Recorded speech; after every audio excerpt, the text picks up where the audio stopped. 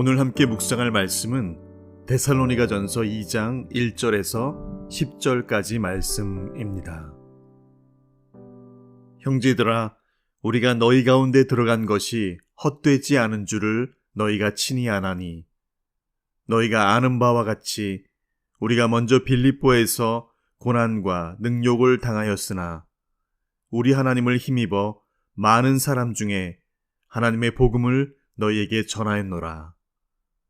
우리의 권면은 간사함이나 부정에서 난 것이 아니요 속임수로 하는 것도 아니라 오직 하나님께 옳게 여기심을 입어 복음을 위탁받았으니 우리가 이와 같이 말함은 사람을 기쁘게 하려 함이 아니요 오직 우리 마음을 감찰하시는 하나님을 기쁘시게 하려 함이라.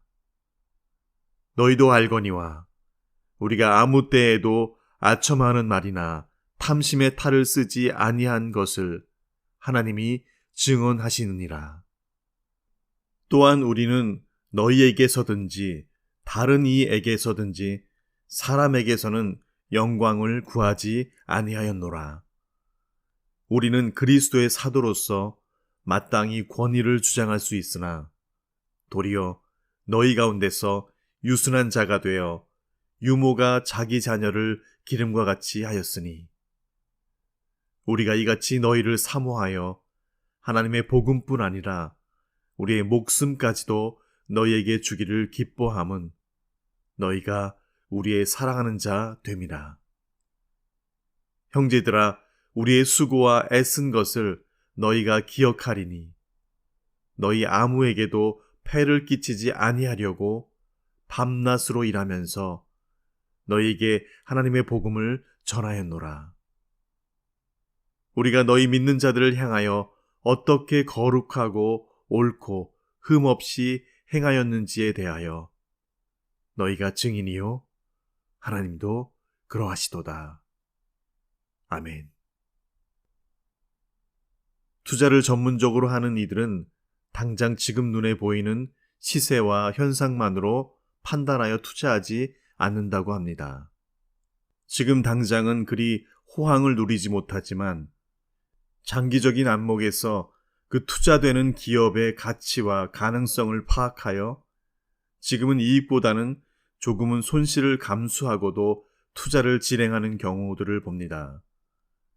그러나 분명한 것은 아무도 발견하지 못한 마치 밭에 감추인 보물을 위해서 자신의 모든 소유를 팔아 그 밭을 사는 것과 같이 지금의 투자가 어떤 결과를 가져올지를 분명히 아는 사람은 지금 당장 사람들의 시선이나 당하는 어려움은 잠시 비켜두고 그것을 하기에 결단코 주저하지 않는 것을 봅니다.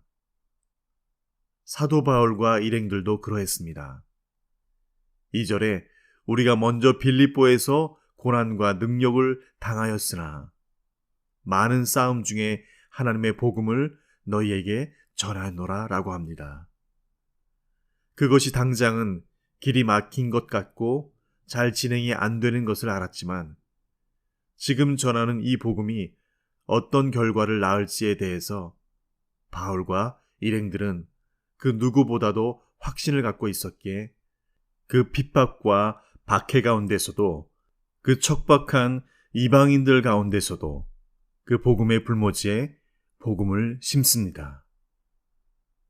사도행전 16장의 기록에 의하면 비두니아로 가려고 하였던 바울의 발걸음은 환상 중에 보여주셨던 마게도냐 사람이 요청한 대로 건너와서 우리를 도우라는 부름에 바울 일행의 전도 여행의 발걸음이 옮겨진 뒤 이 데살로니가의 복음이 증거되게 된 것이죠.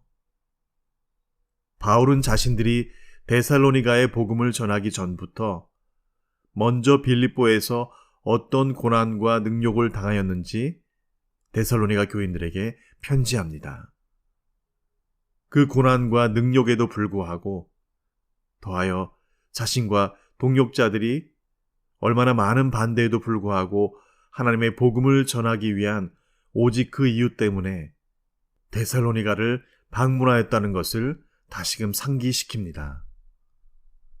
바울은 지금 데살로니가의 교인들이 그 어려운 상황 속에서도 그 짧은 기간에 괄목할 만한 믿음의 분량으로 인내와 소망의 열매들을 맺고 있다는 사실에 그들이 당하는 어려움들이 그들만의 것이 아님을 함께 나누면서 자신들도 역시 그 이전부터 복음 때문에 동일한 고난과 능욕을 당해왔음을 나누면서 이것이 어떤 사람의 간사함이나 부정함, 속임수로 하는 것 때문에 일어나는 것이 아니라 3절과 4절의 기록처럼 하나님께 옳게 여기심을 입어 복음을 위탁받은 사람들이기에, 그래서 복음을 품고 그 복음대로 사는 이들에게는 누구나 겪을 수 있는 이름을 그들에게 알리고 있습니다. 그와 함께 그들을 권면하고 위로하면서 더하는 것은 바울과 일행들이 그렇게 사역을 감당해 나갈 수 있었던 동기는 다른 인간적인 불순함들에서 근원한 것이 아니라 오직 하나님을 기쁘시게 하려는 것이 전부이고 유일하다는 사실을 그들에게 밝히고 있습니다. 왜냐하면 우리의 기쁨을 받으시는 하나님만이 우리 마음을 감찰하시는, 즉 살피시고 보호하시는 유일한 분이시기 때문이지요. 4절의 바울은 말합니다. 오직 우리 마음을 감찰하시는 하나님을 기쁘시게 하려 함이라. 하나님을 기쁘시게 하려는 것과 함께 바울과 그 일행들이 그런 모진 핍박과 박해에도 그렇게 사역을 감당할 수 있었던 또 다른 동기는 복음을 품은 자의 마음에 있는 다른 이들도 그 하나님을 기쁘시게 하기를 원하는, 그리고 바라는 그 갈망함이 그렇게 하도록 하였음을 밝히고 있습니다.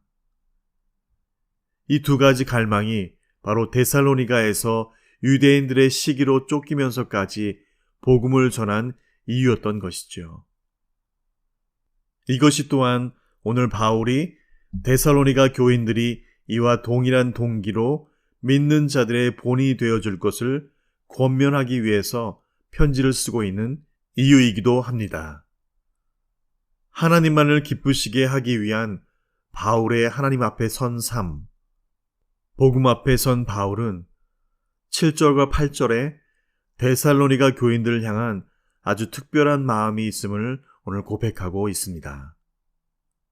다른 이들도 하나님을 기쁘시게 하기를 원하는 마음으로 전한 복음에 정말 하나님을 기쁘시게 하는 삶을 살게 된 이 데살로니가 성도들은 실로 그에게는 눈에 넣어도 아프지 않은 그런 사랑스러운 존재들이 된 것이죠. 그래서 그는 자신이 사도이고 선생이고 믿음의 선배이고 하지만 그는 사도로서의 마땅한 권위를 주장하기보다는 오히려 유순한 자가 되기를 원한다고 합니다. 7절에 계속 연이어 편지하는 것은 그래서 자신이 자기 자녀를 기르는 유모와 같이 그들을 품고 사랑하고 보듬었다고 합니다. 이 유모에 해당하는 원어적 의미는 친어머니를 의미하기도 합니다. 바울은 마치 데살로니가 성도들을 친어머니가 젖을 물려주며 기저귀를 갈고 온갖 수발을 다 감당할 정도로 그들을 귀하디 귀하게 대하였다고 고백합니다. 유모라는 또 다른 의미는 바로 아이를 위탁받은 자로서 함부로 그 아이를 대할 수 없다는 의미도 있죠. 그만큼 그들을 귀히 여기고 조심스럽게 대하였다고 합니다. 복음을 품고 그 복음으로 사람을 세우고 예배자로 서도록 하는 이들의 마음이 이렇게 친어머니와 같이 사랑하고 때로는 유모처럼 상대를 귀히 대함이 필요함을 봅니다. 그들을 대하는 바울의 고백은 8절에 그 절정에 이르게 되는데요. 우리가 이같이 너희를 사모하여 하나님의 복음뿐 아니라 우리의 목숨까지도 너희에게 주기를 기뻐함은 너희가 우리의 사랑하는 자 됨이라. 복음을 주는 것은 결국 그 목숨까지도 아까워하지 않을 정도로 기꺼이 할 정도의 사랑함이 그 기초가 됨을 배우게 됩니다. 너희가 우리의 사랑하는 자 됨이라. 바울의 고백에 그 무엇을 더할 수 있을까 싶습니다. 복음은 그렇게 예수 안에서 목숨을 내어 놓아도 아깝지 않은 그런 사랑하는 관계로 맺어지게 합니다. 육신적인 피 한 방울 섞이지 않은 이들이 다른 것이 아니라 복음 안에 예수 피로 맺은 그 관계로 세상이 감당할 수 없는 그 이상을 넘는 사랑으로 맺어 연결된다는 사실을 바울은 데살로니가 성도들에게 편지하며 환기시키고 있습니다. 오늘 본문의 9절과 10절에는 바울은 데살로니가 성도들과 함께 공감하고 소통하고 있음을 밝히고 있습니다. 그는 말합니다. 그곳에 복음을 전하기 위해서 자신들의 수고와 애쓴 것, 하나님과 사람 앞에 어떻게 거룩하고 옳고 흠없이 행하려고 하였었는지, 그리고 그 누구에게도 폐를 끼치지 않으려고 밤낮으로 일하면서 복음을 전한 사실을 그들에게 공유합니다. 아마 복음을 전할 당시에는 데살로니가 성도들과 이것은 불가능했을 것입니다. 그러나 지금은 아닙니다. 데살로니가 성도들은 이제는 다 압니다. 왜냐하면 그 복음으로 자신들도 그리하고 있기 때문이죠. 그 복음을 통하여 공감하고 소통한 바울은 데살로니가 성도들에게 말하죠. 너희가 이 모든 것을 기억하리니 너희가 증인이요 하나님도 그러하시도다 라고 합니다.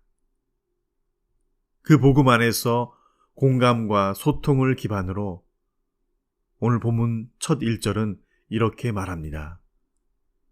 형제들아, 우리가 너희 가운데 들어간 것이 헛되지 않은 줄로 너희가 친히 아나니. 이제 바울은 데살로니가 교인들과 이것을 소통하고 공감할 수 있게 된 것이죠.